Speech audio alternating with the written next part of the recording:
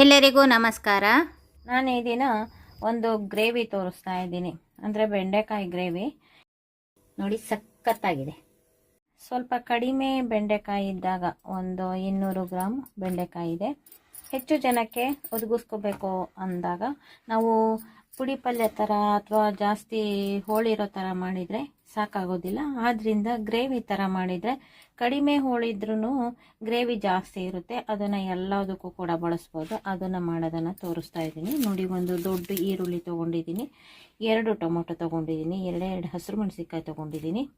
ಆಮೇಲೆ ಇಷ್ಟು ಒಂದು 200 ಗ್ರಾಮ್ ಇದೆ ಬೆಂಡೆಕಾಯಿ. ಸ್ವಲ್ಪ ಎಳೆದೇ ಇದೆ, ತುಂಬ ಚಿಕ್ಕದು, ತುಂಬ ಚೆನ್ನಾಗಿರುತ್ತೆ. ಇದನ್ನು ತೊಟ್ಟು ತುದಿ ಕೊಯ್ಕೊಂಡ್ಬಿಟ್ಟು ಅರ್ಧಕ್ಕೆ ಪೀಸ್ ಮಾಡಿಕೊಂಡು ರೆಡಿ ಮಾಡ್ಕೊಳ್ತೀನಿ. ತೊಳೆದು ಒರೆಸಿ ರೆಡಿ ಮಾಡ್ಕೋಬೇಕು. ಆ ನಂತರ ಇದಕ್ಕೆ ಒಂದು ಸ್ವಲ್ಪ ಕೋಟಿಂಗ್ ಮಾಡಬೇಕು, ಅದನ್ನು ತೋರಿಸ್ತಾ ಇದ್ದೀನಿ. ನೋಡಿ, ಬೆಂಡೆಕಾಯಿನ ತೊಳೆದು ಒರೆಸಿ ನೀಟ್ ಮಾಡ್ಕೊಂಡಿದ್ದೀನಿ. ಈಗ ನೋಡಿ, ಈ ಥರ ತುದಿ ಮತ್ತು ತೊಟ್ಟು ಇದೆರಡನ್ನು ಹೆಚ್ಚಿಬಿಟ್ಟು ಅರ್ಧ ಪೀಸ್ ಮಾಡ್ಕೊಳ್ತಾ ಇದ್ದೀನಿ. ನೋಡಿ, ಇಷ್ಟಿಷ್ಟು ಪೀಸು, ಒಂದರಲ್ಲಿ 2 ಪೀಸು. ಅದೇ ಥರ ತೊಟ್ಟು ತುದಿ ಎಲ್ಲ ಚೆನ್ನಾಗಿರೋದೇ ತಂದಿರೋದ್ರಿಂದ ಏನು ಒಳಗಡೆ ಏನು ಇದಾಗಿರೋಲ್ಲ. ನೋಡಿ, ಇಷ್ಟಿಷ್ಟು ಪೀಸ್ ಮಾಡಿಕೊಂಡು ರೆಡಿ ಮಾಡ್ಕೊಳ್ತಾ ಇದ್ದೀನಿ. ನೋಡಿ, ಬೆಂಡೆಕಾಯಿ ಇಷ್ಟಾಗಿದೆ, ಇದಿಷ್ಟು ಹೆಚ್ಚಿಟ್ಕೊಂಡಿದ್ದೀನಿ. 2 ಟೊಮೊಟೊ ನೋಡಿರಿ, ಇಲ್ಲಿ ತೊಟ್ಟತ್ರ ಗ್ರೀನರಿ ಇರುತ್ತಲ್ಲ, ತೊಟ್ಟತ್ರ ಗ್ರೀನ್ ಅದೆಲ್ಲ ಹೆಚ್ಕೊಂಡು ಈ ರೀತಿ ಹೆಚ್ಕೊಂಡಿದ್ದೀನಿ. ಇದನ್ನು ಪ್ಯೂರಿ ಮಾಡ್ಕೊಳ್ತೀನಿ. ಈಗ ಮಿಕ್ಸಿ ಜಾರ್ಗೆ ಹಾಕ್ಕೊಂಡು 2 ಹಸಿರು ಮೆಣಸಿನ್ಕಾಯಿ, ಈರುಳ್ಳಿ ತುಂಬ ಸಣ್ಣದಾಗಿ ಹೆಚ್ಚಿಟ್ಕೊಂಡಿದ್ದೀನಿ. ಈಗ ಟೊಮೊಟೊ ಪ್ಯೂರಿ ಮಾಡ್ಕೊಳ್ತೀನಿ. ನೋಡಿ, ಈಗ ಎಲ್ಲ ರೆಡಿಯಾಗಿದೆ. ಇಷ್ಟು ಬೆಂಡೆಕಾಯಿಗೆ ಒಂದು 4 ಸ್ಪೂನು ಎಣ್ಣೆ ತೊಗೊಂಡಿದ್ದೀನಿ. ಒಗ್ಗರಣೆಗೆ ಜೀರಿಗೆ ಮತ್ತು ಒಂದು 2 ಹಸಿರು ಮೆಣಸಿನ್ಕಾಯಿ ಈ ರೀತಿ ಹೆಚ್ಚಿಟ್ಕೊಂಡಿದ್ದೀನಿ. ನೋಡಿ, 2 ಚಮಚ ನಾನು ಖಾರದ ಪುಡಿ ತೊಗೊಂಡಿದ್ದೀನಿ, ರುಚಿಗೆ ತಕ್ಕಷ್ಟು ಉಪ್ಪು, 1.5 ಚಮಚ ಧನಿಯಾ ಪುಡಿ ತೊಗೊಂಡಿದ್ದೀನಿ, ಒಂದು ಅರ್ಧ ಚಮಚ ಅರಿಶಿನ ಪುಡಿ ತೊಗೊಂಡಿದ್ದೀನಿ. ಇದು ಬೋಂಡ ಮಾಡೋ ಹಿಟ್ಟು, ಅಂದರೆ ಕಡಲೆ ಹಿಟ್ಟು, ಅದನ್ನು ತೊಗೊಂಡು, ಅಂದರೆ ಬೇಸನ್ ಹಿಟ್ಟು ಅಂತ ಹೇಳ್ತಿರಲ್ಲ, ಆ ಹಿಟ್ಟನ್ನು ತೊಗೊಂಡಿದ್ದೀನಿ. ಇದು ಒಂದು ಅರ್ಧ ಸ್ಪೂನು, 1 ಸ್ಪೂನ್ ಇದೆ, 3/4 ಸ್ಪೂನಷ್ಟು ಸಣ್ಣದಾಗಿ ಹೆಚ್ಕೊಂಡಿರೋ ಈರುಳ್ಳಿ. ಇದು ಶುಂಠಿ ಬೆಳ್ಳುಳ್ಳಿನ ಈಗ ಫ್ರೆಶ್ ಆಗಿ ಕುಟ್ಟಿ ಇಟ್ಕೊಂಡಿದ್ದೀನಿ. ಈಗ ನಾವು ಫಸ್ಟು ನಾವೇನು ಮಾಡಬೇಕು ಅಂದರೆ, ಒಂದು ಸ್ವಲ್ಪ ಉಪ್ಪು, ಇದಕ್ಕೆ ಒಂದು ಸ್ವಲ್ಪ ಉಪ್ಪು ಮತ್ತು ಖಾರದ ಪುಡಿ ಒಂದೇ ಒಂದು ಸ್ವಲ್ಪ ಹಾಕಿ ಚೆನ್ನಾಗಿ ಇದನ್ನು ಕಲಿಸ್ಬಿಡ್ಬೇಕು ಕೈಯಲ್ಲೇ. ಬೆಂಡೆಕಾಯಿಗೆಲ್ಲ ಹತ್ಕೊಳ್ಳುತ್ತೆ. ನೋಡಿ, ಬೆಂಡೆಕಾಯಿ ಏನಾದರೂ ನಿಮಗೆ ಡೌಟ್ ಬಂತು ಅಂದರೆ ಈ ಥರ ಸೀಳಿ ನೋಡ್ಬೋದು, ತುಂಬ ಚೆನ್ನಾಗಿರುತ್ತೆ, ಏನೂ ಆಗಿರೋದಿಲ್ಲ. ಇದಾದಮೇಲೆ ಈ ಕಡಲೆ ಹಿಟ್ಟು ತೊಗೊಂಡಿದ್ನಲ್ಲ, ಅಂದರೆ ಬೇಸನ್ ಹಿಟ್ಟು, ಅದನ್ನು ಕೂಡ ಇದಕ್ಕೆ ಚೆನ್ನಾಗಿ ಕೈಯಲ್ಲೇ ಮಿಕ್ಸ್ ಮಾಡಬೇಕು. ಇದು ಒಣದಾಗಿರುತ್ತೆ, ಅದಕ್ಕೆ ಒಂದು 2 ಸ್ಪೂನ್ ನೀರು ಹಾಕ್ಕೊಂಡು ಇದನ್ನು ಚೆನ್ನಾಗಿ ಇನ್ನು ಎಲ್ಲ ಚೆನ್ನಾಗಿ ಹತ್ತೋ ಹಂಗೆ, ಮೆಣಸಿನ ಪುಡಿ ಮತ್ತು ಇದು ಎಲ್ಲ ಹತ್ತೋ ಹಂಗೆ ಕೈ ಆಡ್ಕೋಬೇಕು. ನೋಡಿ, 2 ಸ್ಪೂನು ನೀರನ್ನು ಹಿಂಗೆ ಚಿಮ್ಗಿಸ್ಕೊಂಡು ಇದೆಲ್ಲ ಹಿಟ್ಟೆಲ್ಲ ಈ ಬೆಂಡೆಕಾಯಿಗೆ ಹತ್ತೋ ಹಂಗೆ ಎಲ್ಲ ಕಲಸಿ ಇಟ್ಕೋತಾ ಇದ್ದೀನಿ. ಇದ್ರ ಮೇಲೆ ಕೋಟ್ ಆದಂಗೆ ಆಗುತ್ತೆ. ನಾವು ಫಸ್ಟ್ ಈ ಬೆಂಡೆಕಾಯಿನ ಶಾಲೋ ಫ್ರೈ ಮಾಡ್ಕೊಂಡಂಗೆ ಮಾಡ್ಕೊಳ್ಳೋಣ. ಟೊಮೊಟೊ ಕೂಡ ಪ್ಯೂರಿ ಸಣ್ಣಗೆ ರುಬ್ಬಿಟ್ಕೊಂಡಿದ್ದೀನಿ. ಒಂದು ಅರ್ಧ ಬಟ್ಲು ಮೊಸರು ತೊಗೊಂಡಿದ್ದೀನಿ. ಕಡಾಯಿ ಇಟ್ಬಿಟ್ಟು ಒಂದು 2-3 ಸ್ಪೂನ್ ಎಣ್ಣೆ ಹಾಕಿದ್ದೀನಿ. ಈಗ ಇದನ್ನು ಒಂದು ಸ್ವಲ್ಪ ಹುರ್ಕೊಳ್ಳೋಣ.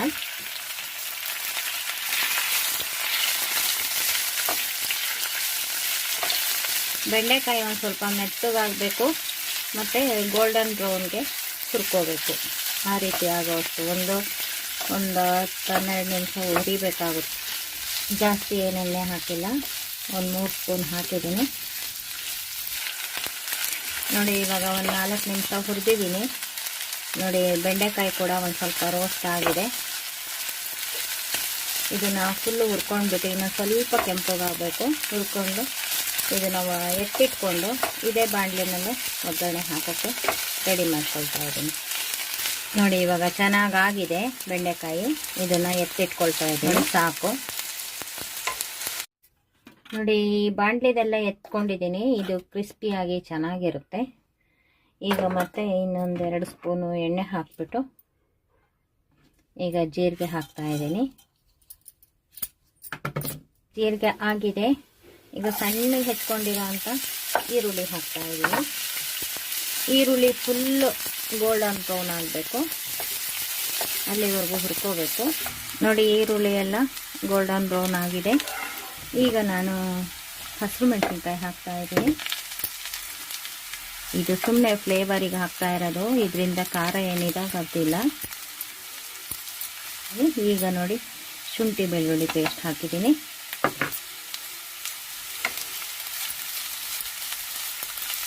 ಶುಂಠಿ ಬೆಳ್ಳುಳ್ಳಿ ಪೇಸ್ಟು ಕೂಡ ನೀವು ಜಾಸ್ತಿ ಇದು ಮಾಡೋಕ್ಕೆ ಹೋಗಬೇಡಿ. 1-2 ಸೊತ್ತು ಈಗ ಹಾಕಿದ್ರೆ ಸಾಕು. ಈಗ ನಾನು ಖಾರದ ಪುಡಿ, ಈಗ ಊರಿನ ಸಣ್ಣ ಮಾಡ್ಕೊಂಡ್ಬಿಡ್ಬೇಕು. ಖಾರದ ಪುಡಿ ಮತ್ತು ಅರಿಶಿನ ಪುಡಿ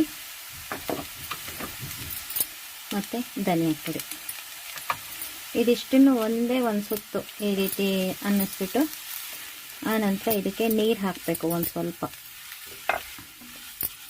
ನೋಡಿ ಇರೋ ಎಣ್ಣೆ ಎಲ್ಲ ಹೀರ್ಕೊಂಡಂಗಾಯಿತು. ಇದು ಕುದಿಬೇಕಲ್ಲ, ಆದ್ದರಿಂದ ಒಂದೇ ಒಂದು ಸ್ವಲ್ಪ ನೀರು ಹಾಕಬೇಕು.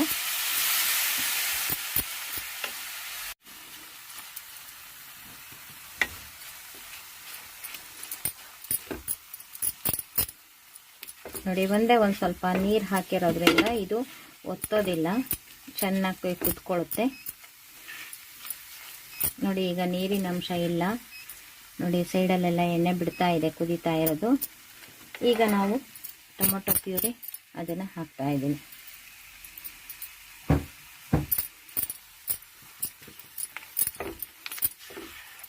ಇದನ್ನು ಒಂದು ಸ್ವಲ್ಪ ಮೀಡಿಯಮ್ ಇದರಲ್ಲೇ ಕುದಿಸ್ಕೋಬೇಕು. ನೋಡಿ ಟೊಮೊಟೊ ಪ್ಯೂರಿ ಹಾಕಿದ್ದೀನಿ. ಜಾರಿಗೆ ಒಂದು ಸ್ಪೂನಷ್ಟು ನೀರು ಹಾಕಿ ತೊಳೆದು ಹಾಕಿದ್ದೀನಿ. ಈಗ ಇದನ್ನು ಚೆನ್ನಾಗಿ ಕುದಿಯೋಕೆ ಬಿಡಬೇಕು.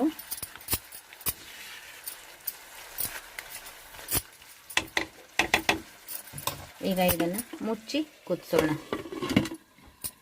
ಇದು ಚೆನ್ನಾಗಿ 1-2 ನಿಮಿಷ ಕುದೀಲಿ. ನೋಡಿ 2 ನಿಮಿಷ ಚೆನ್ನಾಗಿ ಕುದ್ದಿದೆ. ನೋಡಿ ಎಣ್ಣೆ ಎಲ್ಲ ಬಿಡ್ತಾ ಇದೆ.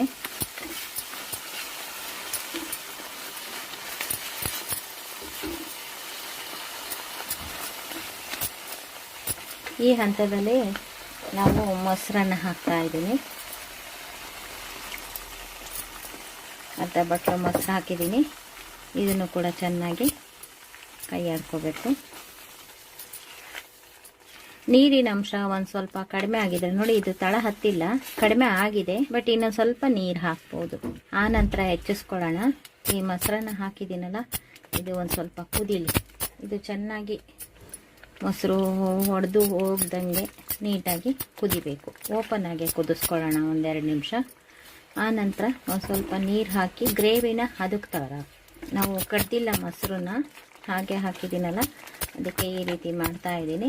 ಇದು ಚೆನ್ನಾಗಿ ಕುದೀಲಿ ಒಂದು ಸ್ವಲ್ಪ. ಗ್ರೇವಿ ಚೆನ್ನಾಗಾಯಿತು. ನಮಗೆ ಇವಾಗ ಎಷ್ಟು ಬೇಕೋ ರುಚಿಗೆ ತಕ್ಕಷ್ಟು ಉಪ್ಪನ್ನು ಹಾಕಬೇಕು. ಉಪ್ಪು ಹಾಕ್ತಾ ಇದ್ದೀನಿ. ಬೆಂಡೆಕಾಯಿ ಹುರಿಯುವಾಗ ಅದಕ್ಕೂ ಕೂಡ ಹಾಕಿದ್ವಿ, ನೋಡ್ಕೊಂಡು ಹಾಕಬೇಕು ಉಪ್ಪು. ಆಮೇಲೆ ಬೇಕು ಅಂದರೆ ಸಾಕಾಗದೆ ಹೋದರೆ ಮತ್ತೆ ಹಾಕೋಬೋದು.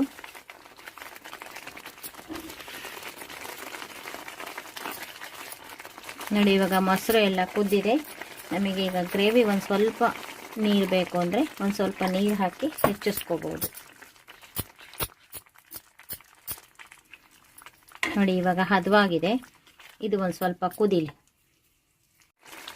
ನೋಡಿ ನೀರು ಹಾಕಾದ್ಮೇಲೂ ಕುದ್ದಿದೆ. ಈಗ ನಾವು ಹುರಿದಿಟ್ಕೊಂಡಿದ್ದಂಥ ಬೆಂಡೆಕಾಯಿ ಹಾಕೋಣ.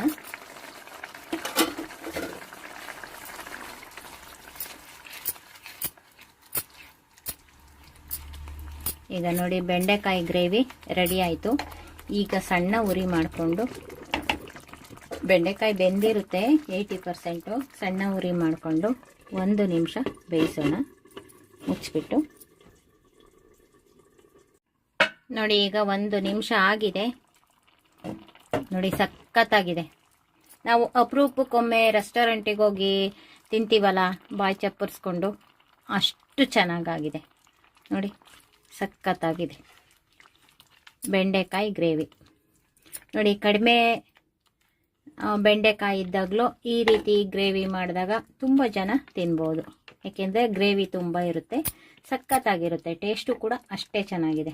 ನೋಡಿ ಇದರ ಅನುಕೂಲ ಕೂಡ ಪಡ್ಕೊಳ್ತೀರಾ ಅಂತ ನಾನು ಈ ವಿಡಿಯೋ ಮಾಡಿ ತೋರಿಸಿದ್ದೀನಿ. ಈ ವಿಡಿಯೋ ನಿಮಗೂ ಇಷ್ಟ ಆಗಿದ್ದರೆ ಲೈಕ್ ಮಾಡಿ, ಶೇರ್ ಮಾಡಿ, ಮತ್ತು ನಮ್ಮ ಚಾನಲ್ಗೆ ಇದುವರೆಗೂ ಸಬ್ಸ್ಕ್ರೈಬ್ ಆಗಿಲ್ಲ ಅಂದರೆ ಈ ಕ್ಷಣದಿಂದ ಸಬ್ಸ್ಕ್ರೈಬ್ ಆದರೆ ನಿಮ್ಮ ದಿನನಿತ್ಯದ ಅನುಕೂಲಕ್ಕೆ ಬರುವಂತಹ ವಿಡಿಯೋಗಳನ್ನೇ ನಾನು ಮಾಡ್ತಾ ಇರ್ತೀನಿ. Thank you for watching. ಸಖತ್ತಾಗಿರೋವಂಥ ಬೆಂಡೆಕಾಯಿ ಗ್ರೇವಿ.